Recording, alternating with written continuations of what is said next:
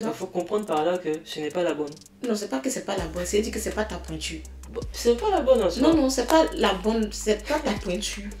En tout C'est cas, pas une question de bonne, c'est une question de c'est pas ta main n'arrive pas. C'est toi qui veux mettre ta main là-bas. Et après, à 14 ans, tu peux pas avoir 1000 euros comme salaire et puis toi tu dois dans une maison de 600 euros. Pourquoi? Ils t'ont dit qu'au ciel là-bas que non, c'est pas.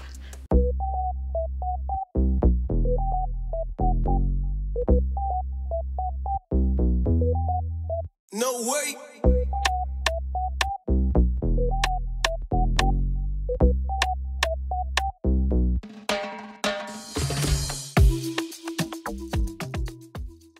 Bonjour à tous, bienvenue dans votre nouvel épisode de Comment. Comment, c'est votre podcast qui aborde divers sujets, développement personnel, relations humaines et bien d'autres sujets. Alors aujourd'hui, on se retrouve pour un format de vidéo un peu différent.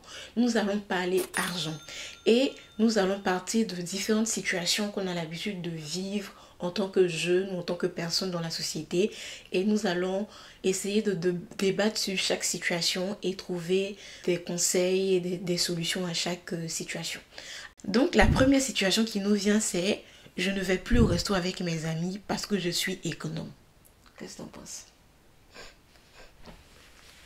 Tu en vas ou bien tu es économe? Dans la vie, chacun a ses projets de vie, hein, chacun a sa manière de voir les choses. Si le gars lui dit, il fait de ses économies, il n'a pas prévu aller au restaurant, il va pas au restaurant, quoi. Et le restaurant, ça coûte cher, hein. Après, ça dépend de quel restaurant dans lequel vous partez, mais généralement, un restaurant, c'est en moyenne 20 euros, 25 euros si tu veux bien manger. Et donc, c'est 20 euros, 25 euros si tu investis dans des ingrédients de cuisine, tu vas mieux manger que si tu partais au restaurant avec encore la monnaie. Ouais. Chacun ses délires et chacun aussi ses envies. Moi, j'ai un avis partagé quand même. Ouais. Moi, je pense que tu peux pas te permettre d'aller au resto à tout va comme ça. Surtout, il y a des amis, eux, ils veulent tout le temps aller au resto. Parce que finalement, comme tu as dit, chacun a ses objectifs de vie. Il y a d'autres qui veulent économiser, soit pour un projet ou pour quelque chose. Donc, si je veux économiser pour quelque chose, je ne vais pas me permettre d'aller au resto à tout va. Parce que ce sont des petites dépenses qui finalement deviennent de grandes dépenses. Donc, je ne vais pas, vis-à-vis de mon objectif, il y a certains trucs, certains sacrifices que je suis amenée à faire. Mais, quand on parle d'amitié, on parle aussi d'entretenir des relations. Moi, ça ne me gênerait pas, si je suis dans cette posture d'économiser, d'aller une fois de temps en temps. Ça me permet aussi, moi aussi, de m'évader, de me faire plaisir, d'entretenir mes relations. Mais il ne faudrait pas que ça devienne une habitude. Et je pense qu'il y a une chose sur laquelle on doit revenir. On ne doit pas avoir peur de dire non. Dire non, je ne veux pas aller au resto là. Il ne faudrait pas qu'on soit catégorisé en mode non, toujours elle, bien toujours lui, ou bien il la va. Non, on n'a pas les mêmes problèmes. On n'a pas le même argent, on n'a pas les mêmes objectifs. Vous êtes mes potes, oui, je peux venir quand je peux. Si je ne peux pas, enfin, basta quoi. Et juste rajouter sur le fait que de temps en temps, pourquoi pas, ça serait pas mal d'aller au restaurant, mais il ne faudrait pas que ça te fasse sortir de ton planning initial. Si ton planning initial, c'est d'économiser pour un projet futur, tu privilégies ça d'abord avant d'aller au restaurant. Pour les rencontres avec tes amis, vous pouvez planifier autrement. Au lieu de partir au restaurant, vous pouvez préparer à la maison et manger ensemble. Vous pouvez faire une petite cotisation et préparer et manger. Ça arrive fréquemment aussi et ça se fait. Moi, avec mes amis, souvent, c'est ce qu'on fait, tu vois. Et souvent pas au restaurant, souvent aussi on cotise et on prépare la nourriture à la maison et on consomme. C'est plus intéressant comme ça que de partir au restaurant souvent. Parce que dans cette ambiance-là, vous pouvez jouer au jeu, on joue au loup-garou généralement. Loup-garou, on joue à des jeux de cartes, etc. Et puis en plus, l'ambiance est un peu plus conviviale. Vous êtes chez vous, donc il n'y a pas d'heure pour terminer l'événement et tout. Ouais. Moi, je pense que c'est intéressant aussi de pouvoir trouver des alternatives. Comme il a dit là, certes, je ne vais pas aller au resto avec vous, mais je vous propose d'autres trucs pour pouvoir entretenir nos relations. Ah, venez, on fait telle activité. Ah, venez, on fait un petit pique-nique dans un parc. Ou bien venez, on fait une petite soirée, cinéma. Ou bien on cuisine ensemble. Tout ça, ça renforce les liens, tu vois. Et puis, ça ne coûte pas vraiment hyper cher. Il y a une deuxième histoire aussi qui est vraisemblable et qui peut arriver dans la vie de tous les jours. C'est un individu qui prend l'argent de sa bourse, qui puise l'argent de sa scolarité pour financer les Saint-Valentin. Il prend l'argent, il finance des voyages. Et le guindé. Et tu ouais, il paye les billets d'avion, il planifie un voyage, il planifie tout ce qu'il faut. Il y a un week-end de rêve quoi, pour sa petite. C'est un bon garçon. C'est un bon garçon. Ouais, et après, c'est tout dans les difficultés. Non, mais qu'est-ce que tu penses de ça, tu vois? Je pense d'abord que c'est quelqu'un de bien. Ça, c'est le premier point. J'ai remarqué les femmes quand ça les arrange. Non, c'est je toujours... pense que c'est quelqu'un de très bien. Mais enfin, c'est un bon homme, c'est un bon mari. Lui là, c'est ça qui va prendre soin de sa femme. C'est bien. Un homme doit faire des sacrifices pour sa femme. Rien de sa scolarité. Oui, oui. Bon, pour revenir au sujet, mais je trouve que c'est un bon homme parce que lui là, tu vois, il n'a rien, mais il veut faire tout pour prendre soin de sa go. Non, Et s'il a beaucoup maintenant. Moi, je pense qu'il met, soit je pense qu'il y a deux situations. C'est soit il met la charrue avant les bœufs, soit sa femme là, il faut qu'il la boue. Mais en fait, il y a un premier point sur lequel même on doit revenir. Draguer les go qui vont aller avec votre style de vie. C'est ça le vrai point. Tu peux pas dire que, comme tu as dit, tu es étudiant, toi mais tu t'es cherché, maintenant tu vas partir prendre une go qui elle, sa vie là, elle, ce sont les perruques, les dernières perruques, elle veut les derniers iPhones, elle veut voyager. Tu peux pas suivre le rythme en fait. À quoi ça sert de partir t'embourber dedans? En fait, c'est ça. Il faut vraiment être sage et être mesuré dans nos relations amoureuses en fait. Genre, tu peux pas te permettre aujourd'hui de partir sortir avec quelqu'un, tu sais qu'elle a Saint-Valentin minimum là. Elle va partir au moins en voyage ou bien dans un autre pays, faire un petit week-end. Sachant que toi, tu n'as pas les moyens. Il faut en fonction de ce que tu as. Maintenant, si elle est compréhensive, qu'elle te dit, bon, bébé, je sais que tu n'as pas les moyens, mais on peut faire comme ça, comme ça. Comme les Ivoiriens le disent, il faut mettre ta main où ça arrive. C'est ça le vrai point aussi. Moi, je pense qu'il y a deux points à regarder. Dis-moi toi. Le premier point, c'est l'état d'esprit de la femme, de la copine en soi. Est-ce qu'elle a le bon état d'esprit? Oh, quand il a dragué, elle avait le même état d'esprit. C'est pas maintenant qu'elle tient un truc. Non, en fait, d'abord, c'est l'état d'esprit de la fille en question. Et le deuxième point, c'est l'attitude du garçon. Est-ce qu'il est dans une attitude de prouver? Est-ce qu'il veut prouver? Est-ce qu'il veut montrer qu'il propose des activités qui sont originales? Il y a ces deux points-là. Si on prend le premier point, l'état d'esprit de la fille. Mais j'ai une fille qui t'aime sérieusement et qui sait que tu n'as pas beaucoup de moyens et qui sait que tu te cherches. Elle ne va pas te forcer au fait avec tes masses pour la Saint-Valentin. Elle ne va pas te forcer à faire des dépenses excessives pour elle. Au contraire, elle va te proposer des alternatives moins chères. Et donc si elle est dans une dynamique de je veux le dernier sac Louis Vuitton, je veux le dernier voyage, je veux ça, je veux ci, je pense qu'il faut comprendre par là que ce n'est pas la bonne. Non, c'est pas que c'est pas la bonne, c'est dire que c'est pas ta pointure. Bon, c'est pas la bonne en soi. Non, c'est pas la bonne, c'est pas ta pointure. C'est pas une question de bonne, c'est une question de c'est pas ta main n'arrive pas. C'est toi qui veux mettre ta main là-bas. Mais je pense que même l'état d'esprit n'est pas bon. Que ce soit que tu aies beaucoup d'argent ou pas. Après, tu penses que les gens qui ont beaucoup d'argent qui peuvent aller acheter Louis Vuitton, ils ont cette réflexion? Comment ils n'ont pas la réflexion de non, une femme qui veut Louis Vuitton, c'est pas une bonne femme. Non. En fait, l'état d'esprit que j'ai dépeint ici, oui. C'est l'état d'esprit de la fille qui ne veut pas au fait être compréhensive vis-à-vis du niveau de vie. Okay. Et si elle a l'argent, pourquoi te priver de ça? Je te le donne. Voilà. Si elle doit évoluer pour passer notre niveau, tu vas m'aider dans ma démarche. Et tu vas pas me demander quelque chose au-delà de ce que je peux. Si je gagne 1 million d'euros par mois, je serai en même de t'offrir des trucs un minimum cher. Ouais. Mais si je gagne, c'est pas 5 000 euros par mois, je n'aurai pas le même standard que quelqu'un qui a 1 million d'euros. Donc en fait, c'est cet état d'esprit là dont je parle. Ouais, deuxième des choses, c'est au niveau du garçon, lui aussi. Comment on peut faire ça? Déjà, même tes parents te voyaient en France ou en Europe, ou du moins tes parents n'ont pas suffisamment d'argent. Raison pour laquelle tu as une bourse. Et la bourse, ce n'est pas ton argent de... c'est pas tes frais de vie, c'est ta scolarité en plus. Ton avenir. Tu prends ça pour aller fêter Saint-Valentin. Tu veux hypothéquer à ta femme là. En fait, c'est vrai, il a hypothéqué son avenir. Il a hypothéqué son avenir. C'est bête, quoi. Enfin, non, mais c'est vrai. Ça côté que femme là, demain, elle peut te parler mal. Elle peut partir. Non, t'as ton diplôme, tu peux pas partir. Ah, t'as le diplôme, t'as ton diplôme. Moi, il y a un truc sur lequel j'aimerais revenir là. Tu n'es pas obligé de faire les grands trucs si tu n'as pas les moyens. Je pense que si tu es avec une personne, si tu es avec ta copine, et que vous êtes arrivé à un stade où vous fêtez la Saint-Valentin, où vous voyagez, des trucs comme ça, et si ça arrive dans une Saint-Valentin que tu n'as pas d'argent, en fait, il y a des trucs tellement simples qui te font passer des moments de qualité dans lesquels, en fait, il faudrait que tu puisses trouver des alternatives selon tes moyens. Tu dis, bon, aujourd'hui c'est la Saint-Valentin. Je n'ai pas les moyens de faire les voyages ou bien les grands cadeaux. Je vais inviter ma copine au restaurant, on va manger, on va parler. Ou bien, je vais lui offrir un petit cadeau. Ou bien même, on va se faire une petite soirée ou un petit truc, mais qui va vous rapprocher. Tu sais, il y a des moments de qualité que vous vivez qui ne demandent pas beaucoup de moyens. Donc, tu peux investir dans ce genre de moments de qualité au lieu que de vouloir prouver À part si ta copine est dans cette optique de il doit m'offrir ça, il doit m'offrir ça, il doit m'offrir ça, c'est que mon frère, il faut pas quelqu'un qui va comprendre que aussi, qui va comprendre ta situation. Et puis bon, tu ne peux pas partir pour quelqu'un. En fait, je pense qu'il y a un truc aussi. Hein. Tu ne peux pas te permettre de partir draguer une fille qui a un certain niveau de vie aussi. Tu sais que la fille, elle est déjà dans son confort. Elle a tout ce qu'elle dit. C'est-à-dire qu'aujourd'hui, si elle veut voyager, elle peut voyager. Si elle veut faire ceci, elle peut faire ceci.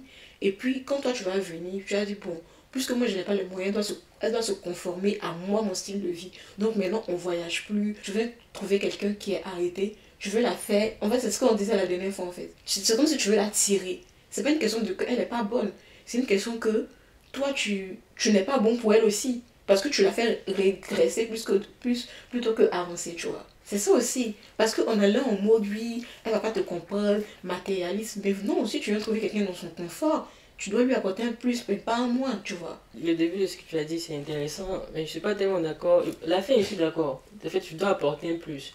Tu peux, par exemple, rencontrer quelqu'un qui a un style de vie plus élevé que le tien.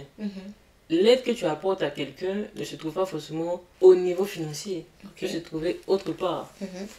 Et donc, je pense que c'est plus au niveau de l'état d'esprit de la fille. Si la fille est dans « je suis à un tel niveau, donc je vais imposer à toutes les personnes qui sont autour de moi de pouvoir respirer le même niveau », là, ça ne va pas le faire. Après aussi, si elle a trouvé quelqu'un aussi qui est à son niveau ou plus, ça c'est bien. Mais je me dis aussi qu'il y a des coups de foudre entre personnes, entre une fille qui peut... oui, ça, qui peut, ouais, ça arrive. Mais on est d'accord qu'on ne marche pas par là en arrière. Non, il y a bien. Donc, si je pars sur la base de ton raisonnement, c'est en gros, tu viens trouver quelqu'un, si la personne exige que tu aies le même niveau de vie qu'elle, ou bien accepte toi ton niveau de vie, en fait, je pense qu'on est un peu hypocrite, nous, dans la vie de tous les jours. On est là à dire, surtout les hommes, on a cette mentalité-là de dire que, oui, une fille qui vient, elle doit dormir dans le truc coucher avec moi, elle doit dormir machin, moi. Il y a l'amour qui est là, c'est un sentiment qui est, tu vois, c'est pas toujours explicable. Tu vois, parfois tu ressens des choses pour quelqu'un, c'est pas toujours explicable. Mais en fait, arrivé un moment, il y a un décalage en fait. Il y a un décalage dans l'évolution de chaque personne. Moi, je pense que quand quelqu'un arrive dans ta vie, comme tu as dit là, la personne doit te prêter main forte. Tu dois prêter main forte à la personne. Ça peut ne pas être dans le même canevas. Ça peut être peut-être au niveau émotionnel. Par exemple, tu trouves quelqu'un qui est peut-être moins posé, excité. Toi, tu es posé, tu vas apporter un plus à la personne, tu vois. Et puis, ça peut arriver que tu sois avec quelqu'un aussi qui est moins nanti et que toi, tu es un peu plus nanti, tu vois. Et puis, vous complétez, enfin, tu aides aussi la personne à progresser, tu vois. Mais je pense que ça ne doit en aucun cas être une régression. Je sais pas si tu vois ce que je veux dire. Je pense que peu importe que tu sois plus nanti qu'elle ou qu'elle soit plus nantie que toi, tu dois en aucun cas la faire régresser ou tu ne dois en aucun cas lui le faire régresser.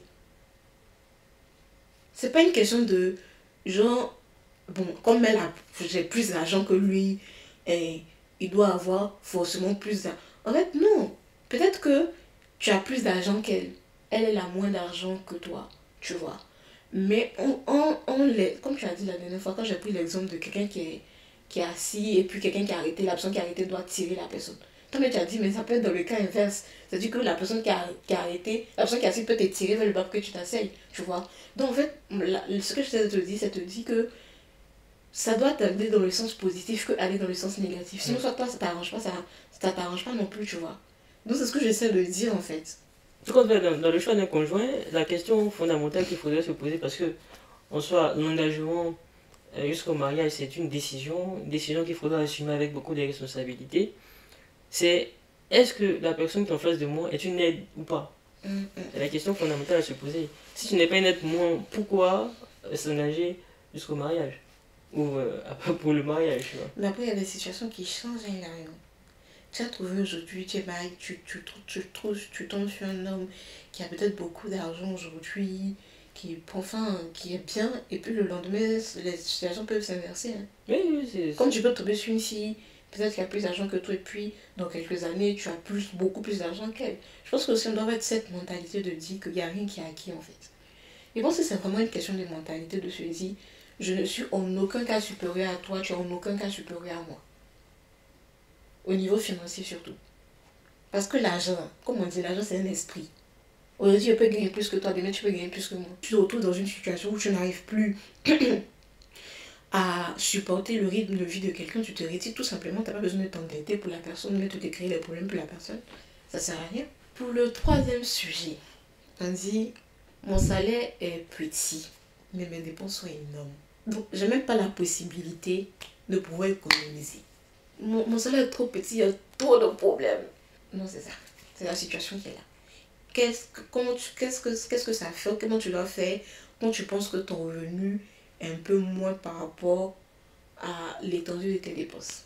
C'est une balance, hein. C'est une balance entre ce qui entre et ce qui sort.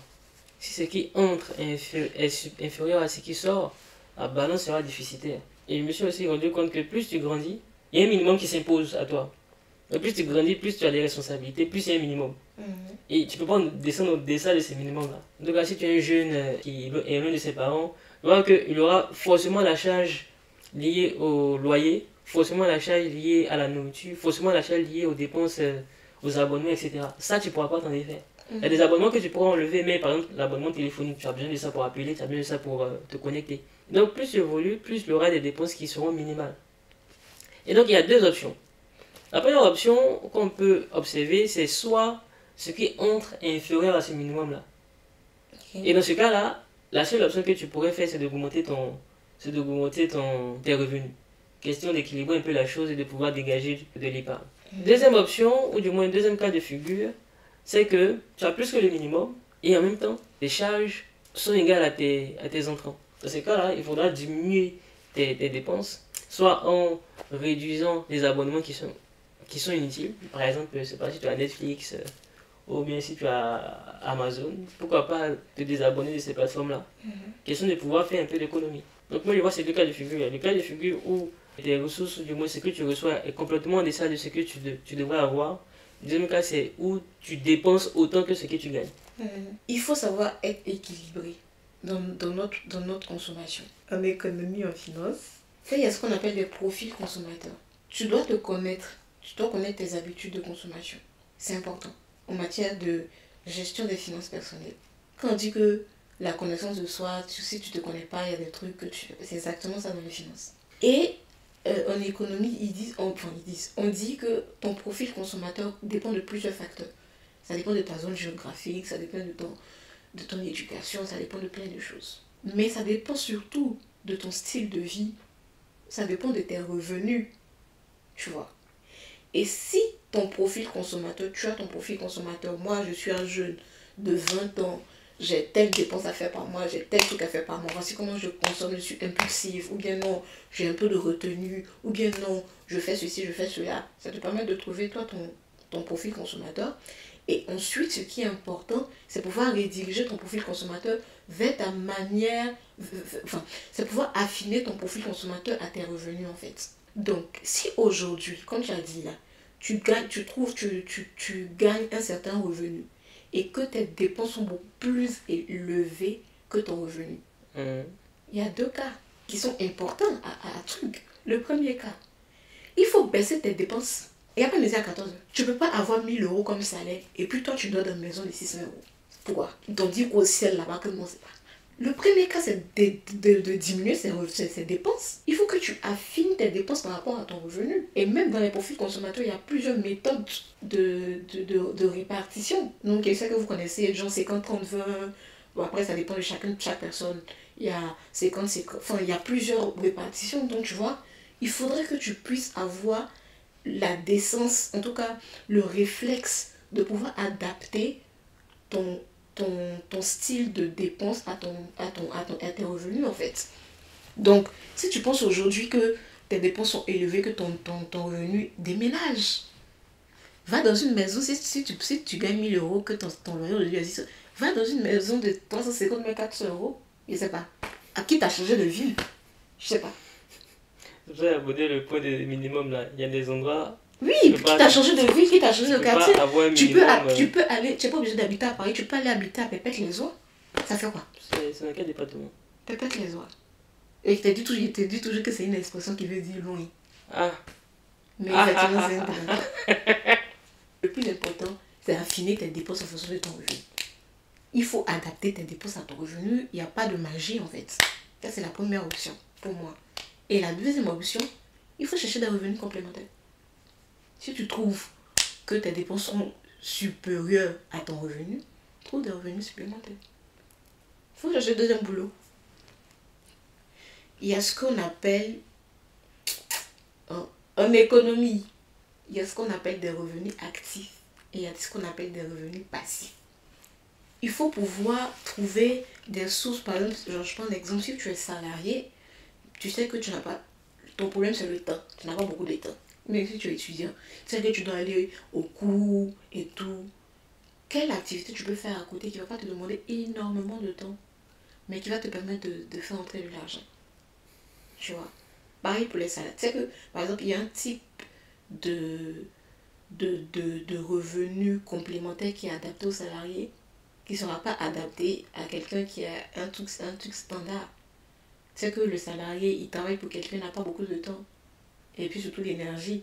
Donc tu dois trouver des activités qui vont te permettre de générer du revenu, mais qui ne vont pas te prendre énormément de temps et énormément d'énergie.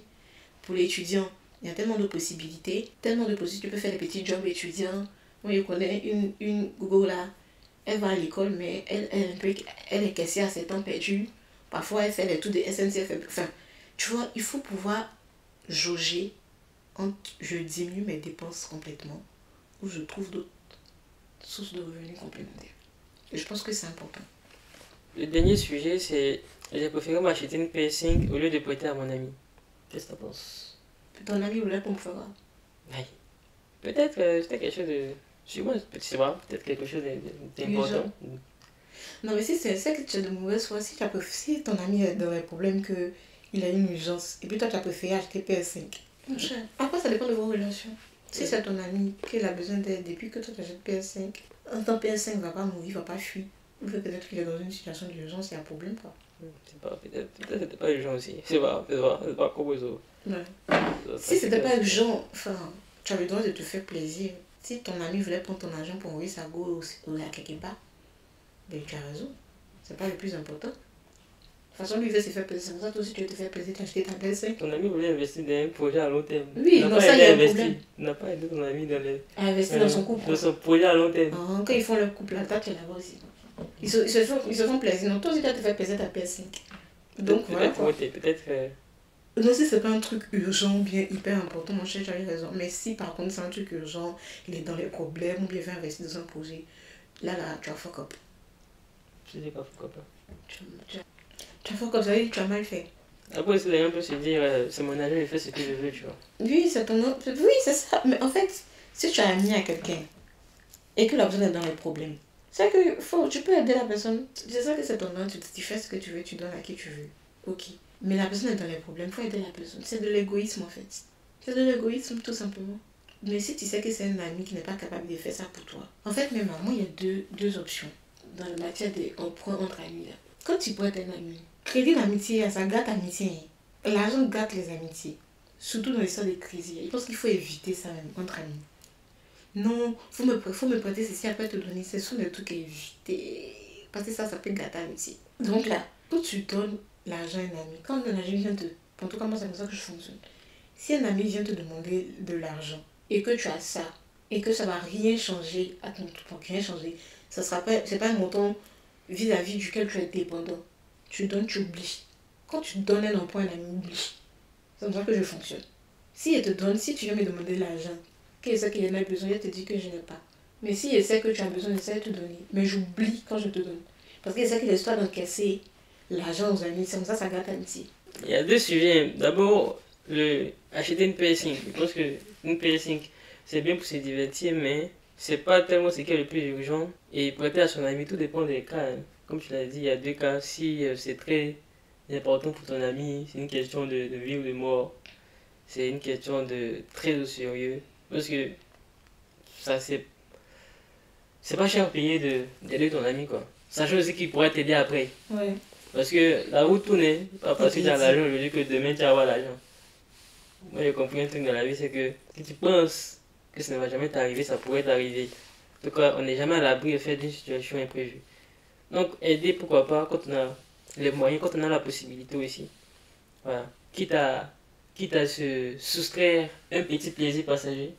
Parce qu'on soit à la PS5 si tu achètes. Mais bien d'accord au fait que tu vas jouer 24 sur 24, tu auras d'autres choses à faire. Ça va te plaire un instant, mais je pense que c'est plus satisfaisant d'aider quelqu'un à faire quelque chose à sortir du prétexte que de se satisfaire soi-même. Parce que aider aussi, ça te revient à chaque fois quand tu aides en vrai. Aider, Après, après aussi, si tu sais que c'est un malou, il veut prendre pour aller faire la fête ou la fiesta boum boum, là c'est notre sujet. Hein. Voilà. Je pense que aider est bien, mais ça ne doit pas être handicapant pour toi, quoi. Parce que de toutes les manières, l'homme est tellement ingrat qu'ils ne vont pas reconnaître. Tu fais si tu veux, si c'est dans ton cœur, sans rien attendre en retour, quoi. Mais il ne faudrait pas que toi, ça t'empêche de vivre, quoi. Enfin, c'est mon avis.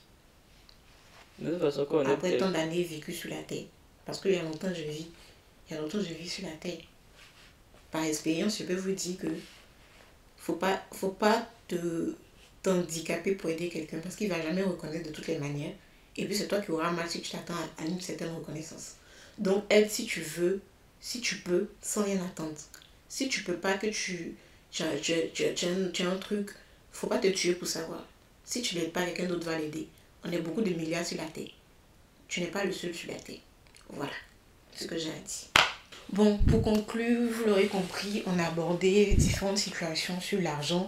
On espère que nos différents avis vous seront servis. N'hésitez pas à nous donner votre avis sur chaque situation en commentaire. Nous sommes OK pour lire vos commentaires. Partagez, mettez des likes, commentez. Je sais pas, faites même des mèmes à elle, les passages. Tout ça, ça nous fera plaisir. On vous souhaite une bonne journée, une bonne soirée, selon l'heure à laquelle vous nous regardez. Et à très bientôt pour un autre épisode de Comment.